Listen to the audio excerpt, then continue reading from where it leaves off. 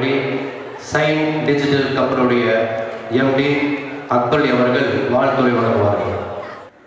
வான்முறையும் வல்லல்லையும் வழங்கி இந்த சமுதாயத்தை நேர்வழிப்படுத்திய வல்ல இறைவன் ஒருவனுக்கே புகழனைத்தும் குறித்தாகுக என கூறி, இந்த அழகான மாலை பொழுதில் உங்களுடைய கடின உழைப்பினால் தேர்வு எழுதி அதிக மதிப்பெண் பெற்ற மாணவ மாணவிகளை வரவழைத்து இந்த ஒரு சிறப்பு மிக்க ஒரு நிகழ்ச்சியை நடத்தி கொண்டிருக்கும் ட்ரீம் ட்ரஸ்ட் நிர்வாகிகளே,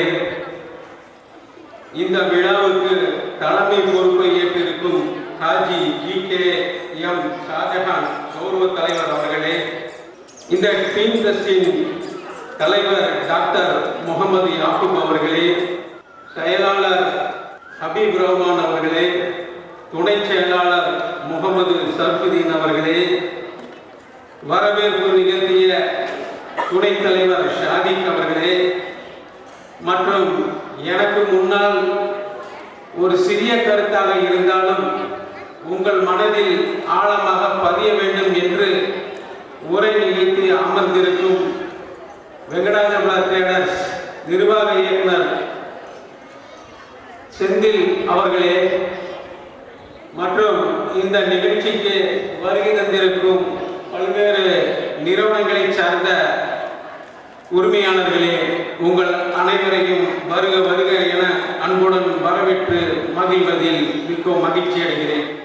ஆண்டுக்கு ஒரு முறை அதிக மதிப்பெண்கள் பெற்ற மாணவர்களை தேர்ந்தெடுத்து அவர்களை இந்த அல்லமின் பள்ளிக்கு வரவழைத்து உங்களுக்கெல்லாம் விருது வழங்கி உங்களை உற்சாகப்படுத்தி மேல்நிலை வகுப்புகளுக்கும் மேல் கல்லூரிகளுக்கு செல்லவும் உங்களை ஊக்கமும் ஆக்கமும் படுத்த கடந்த 3 ஆண்டுகளாக கடுமையாக உழைத்து இந்த ட்ரீம் ட்ரஸ்ட் அவர்கள் உண்மையாலே பாராட்ட வேண்டியவர்கள். ஆண்டுக்கு ஒரு முறை இங்கே மாணவர்கள் மாறிக்கொண்டே இருப்பார்கள். சென்ற ஆண்டு வந்த மாணவர்கள் இன்று இருக்க மாட்டார்கள், அவர் மேல்நிலை படிப்பதற்காக சென்று விடுவார்கள். ஆனால் ஆண்டுதோறும் படித்துக் கொண்டிருக்கும் இந்த ட்ரீம் ட்ரஸ்ட் நிர்வாகிகள் அவர்களுக்கு இது ஒரு பரீட்சையாகவே இருக்கிறது. இந்த நிகழ்ச்சி நடத்தி முடிக்குவதற்கு இந்த நிகழ்ச்சி நடத்தி முடிப்பது அவங்களுக்கு மிகப்பெரிய சவாலாக இருக்கிறது. உங்களுக்கெல்லாம் பரிசுகளை வழங்கி உங்களை மரியாதைப்படுத்தி கண்ணியப்படுத்த வேண்டும் என்பதற்காக அவர்கள் இந்த செயலில் ஈடுபட்டு பெரும்பாடுபட்டு கொண்டிருக்கிறார்கள். இப்பொழுது நமது சட்டமன்ற உறுப்பினர் அண்ணன் கா செல்வராஜ் அவர்கள் வருகிறார்கள். அவர்களை அன்புடன் வருக வருக என்று வரவேற்று மகிழ்கிறோம்.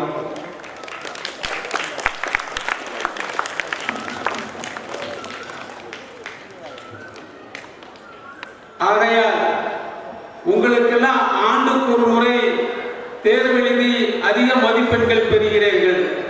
ஆனால் ஆண்டுக்கு ஆண்டு இந்த ட்ரீம் ட்ரஸ்ட் நிர்வாகிகள் கடுமையாக உங்களுக்காக உற்சாகப்படுத்த வேண்டும், உங்களை ஆர்வப்படுத்த வேண்டும், உங்களுடைய கல்வித்தரத்தை உயர்த்த வேண்டும் என்று கடுமையாக உங்களுக்காக பாராட்டுகளும் பரிசுகளும் நமது சட்டமன்ற உறுப்பினர் மற்றும் மாண்புமிகு அமைச்சர்கள், கலெக்டர்கள் இவர்கள் மூலியமாக உங்களுக்கு பரிசுகள் வழங்கி அவர்களே ஆண்டுக்கு ஒரு முறை பரீட்சை எழுதி கொண்டிருக்கிறார்கள். நீங்கள் அவருடைய உழைப்புக்காக உங்களுடைய கரவொலிகளை எழுப்பி அவர்களை நீங்கள் ஆர்வப்படுத்தி உற்சாகம் செய்யுங்கள். இது பத்தாது, இனி அதிகமாக செய்யணும். ஏன்னா அந்த அளவுக்கு அவர்கள் உழைத்துக் கொண்டிருக்கிறார்கள்.